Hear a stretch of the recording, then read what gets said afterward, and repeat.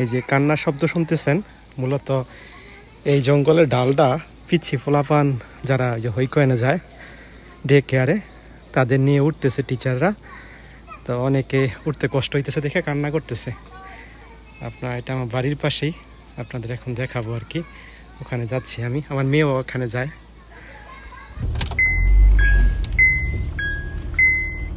এগুলো এক একটা টিচার আপনার ওই যে গাইড দিয়ে দিয়ে নিয়ে আসতেছে।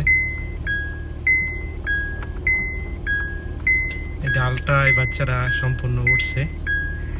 তো আমার মেয়ে এদের থেকে একটু ছোট, এরে হাঁটায় আনবে না, এরে হয়তো কোলে করে গাড়ি দিয়ে অন্য কোথাও নিবে।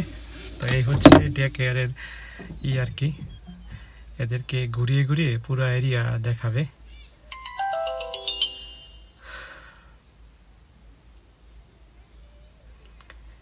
টিচার আছে কয়েকটা টিচার এদেরই করার জন্য, দেখভালের জন্য।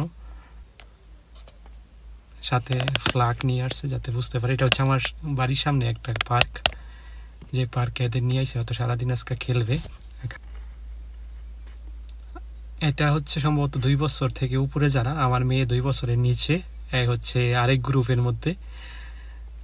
তো মূলত সারাদিন এইভাবে বাচ্চাদের টিচাররা বিভিন্ন স্থানে নিয়ে যায়, অনেক কিছু শেখায়, রুলস শেখায় রাস্তাঘাটের, যে কিভাবে রোড পার হইতে হবে আর কিভাবে সংঘবদ্ধভাবে হাঁটতে হবে, সব কিছুই। এই পার্কের মধ্যে খেলাধুলারও ব্যবস্থা আছে। তো এখান দেখবেন যে খেলাধুলা করবে, সবাইকে এক ধরনের টুপি পরাইছে একই গ্রুপ বোঝানোর জন্য। রিকোয়েস্ট করি নাই টিচারদের, এরা বাচ্চারা খেলতেছে।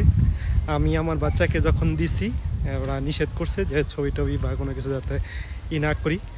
তো এই যে খেলতেছে সবাই, এবং নিয়ম শৃঙ্খলা সব কিছুই দেখেন এখানে শেখা হয়ে যায়। তো এটা আমার বাড়ি থেকে একেবারে পাশে ছিল।